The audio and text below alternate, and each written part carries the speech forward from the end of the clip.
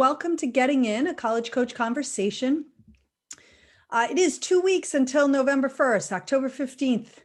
This is crunch time for all of you seniors out there. So if you've been working on your applications, but you've kind of been doing it a little half-heartedly and you're planning to hit any of those November 1 deadlines, now is the time to really put a lot of effort into it. And actually, for those of you applying in the early action round at UNC Chapel Hill, today is your deadline. So I hope you're ready to submit. Okay, we are today going to be talking about some more supplemental essays. We do a number of segments every fall around supplemental essays. We did one earlier this fall already around the Why This College essay, but today we're looking at all of the Why This College essays in the Ivy League, because there are some nuances to a few of those that we wanted to discuss. It's also really a great time to be finalizing your college list. And you want to look at your college list from two perspectives, both the admissions perspective and also the finance perspective. And we're going to start with that.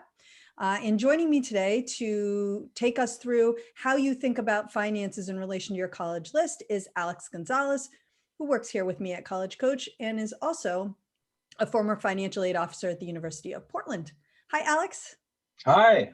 Thanks for having me. Absolutely. Thanks for joining the show today. And this is really important consideration. It's always been important. College is expensive, and it's such an important thing to keep in mind when you are deciding where to apply. Not only where can I get in, but also what can I afford? And I feel like this year more than ever, there's so much economic uncertainty around the pandemic. Feels like a really timely thing to be discussing today. So I think the first question that most families have is, how do I estimate how much financial aid I might get from a college? So how do I figure out which colleges are going to be in that affordable range for me? Yeah. So there's kind of a lot of factors in there. And Yes. I definitely want to think about it as you're thinking about the forest rather than the tree, rather than the pine cone. We want to have a great balanced list in this process. And so we'll give you an overview of that. And then what can you do really to kind of have that balanced list? So what is a college going to do? There's some kind of things that will be a part of it that will be very upfront. They'll let you know what the cost is going to be. And then there's some mystery. So after you submit, then you kind of get to know what the college expenses might look like. So know that the cost of attendance is a part of the equation. The college's a financial aid award philosophy. Whether or not they have need-based scholarships or grants, merit-based scholarships. If the school is private, if the school is public, and then also kind of your expected family contribution or your EFC plays a factor in what the cost is going to look like. Got it. So how do you figure out what your EFC is, and what does that tell you about the rest of the college and kind of help you understand what your larger award might be once you understand what you are going to have to pay? Yeah. So many seniors and their families are going through this process right now. The applications for federal financial aid and the CSS profile are available. And you might have already filled out those financial aid forms and gotten that EFC and said, what does this mean? And you're going, it's a large number, it's a small number. How does it compare? What is this what I need to bring to the table? It's a little bit more complex than that. So it is your expected family contribution. It does help colleges determine your financial need eligibility in relationship to their philosophies. Okay. And so there's going to be kind of some of you might not pay exactly what your expected family contribution is relative to the cost of attendance or what their philosophies are. But do know that it's going to potentially look at kind of primarily need-based financial aid. This will not affect your merit scholarships or kind of your academic scholarships, or those classic scholarships you read about in blogs or see in movies when they open up the piece of paper and they say, oh, I have a scholarship. So, well, so how do you figure out, because when we talk about college lists, we often talk about them from from an admissions perspective, right? How likely am I to be admitted? And for those schools where we feel like you're really great, you look like a really great candidate for that school, we might call it that's a safety school for you. And a school where you look a lot like the average accepted applicant is going to be a match. In a school where maybe the average accepted applicant's a little bit stronger than you are, that's going to be a reach, or it's so selective that it's a reach for everybody. Can you apply those same sort of tags to colleges from a financial perspective, right? Can you have financial safeties, matches, and reaches? And how does that work? And how do you figure out where those fall? Yeah, you can. You can use some of those admissions criteria to kind of project a little bit of what the likelihood for some scholarships is. Now, it really does depend on the philosophies. So we're talking about Ivy League schools, in the next segment. Those schools, everyone is a quality applicant to be accepted. And so they operate in a different way. They're going to be really upfront about what it's going to cost. So they're going to have a need-based philosophy. And so if your expected family contribution is below the cost of attendance, you can expect the difference. Or if it's above, you can expect paying full cost. And so that might be a challenge for some families to cover. If your expected family contribution is a lot lower, then you are going to be eligible for a lot more need as well. So it's really relative, and using a net price calculator at those schools that meet 100% of a family's need can be really helpful to determine really what you need to prepare for the cost. We won't know exactly until we're admitted, but it gives you an idea of what your cost might be. Right. For the Sorry, keep Oh going. yeah, for those, this is where I was like, that's the easy one. But Yes. now, but now when you look at kind of merit, that's when we don't know. Just like you kind of are uh, tailoring your application, your likelihood of being admissions, you're kind of looking at merit scholarships in that same way. You have a likelihood of receiving a scholarship, of a larger scholarship at a school that might be on your safety or your no problem. You have less of a likelihood at a school that's um, maybe a target. And then at those challenging and highly selective reach schools, you might have less scholarships when it comes to merit as well. Right, right. And to be clear, and Alex, you sort of said this, but I do want to be clear. When you referred to the Ivies, they are all need-based, which means they give no merit at all. And so it is all going to be based on your family's contribution. But you did mention something in there that I just want to briefly touch on, which is you said net price calculator. Can you just quickly let people know, we have talked about net price calculators on the show before, but just a quick refresher on what that is. Yeah, so on a financial aid website is a must stop in kind of building your college list. By going here, you can kind of get an idea of what their philosophies. Do they offer merit? Do they offer need-based? But they will also have, so schools are required to have a net price calculator.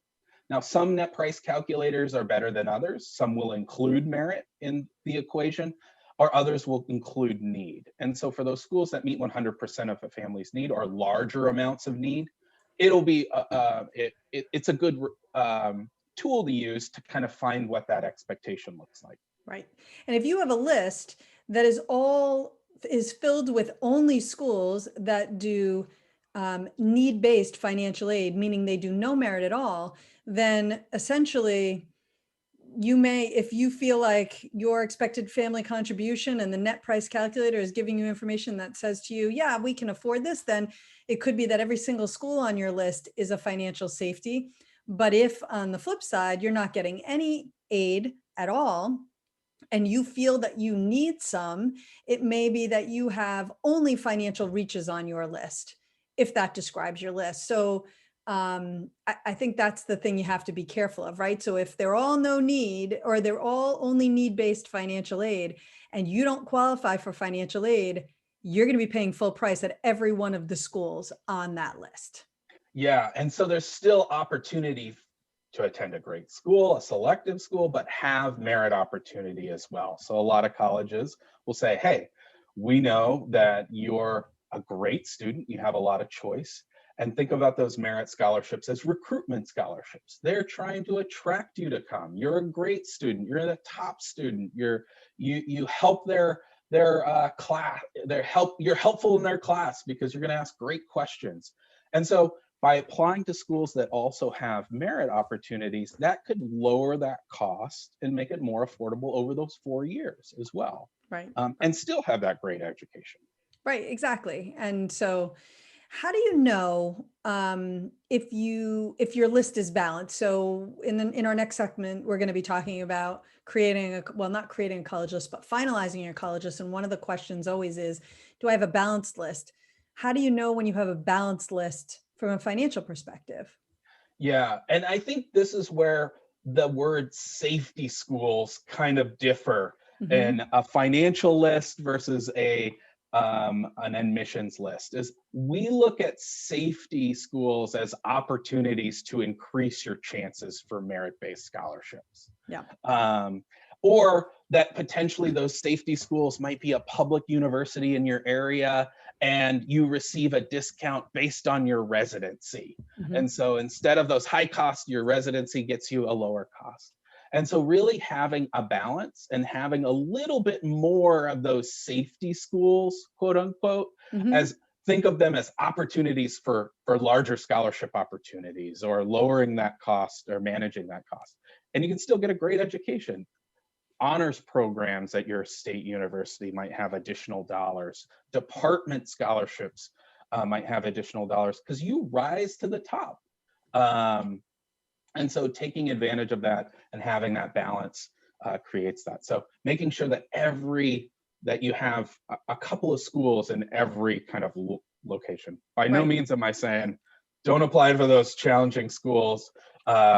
Please do, but do know that we won't know exactly what it's going to cost until we are accepted, and then we can compare and contrast those numbers. Right, right.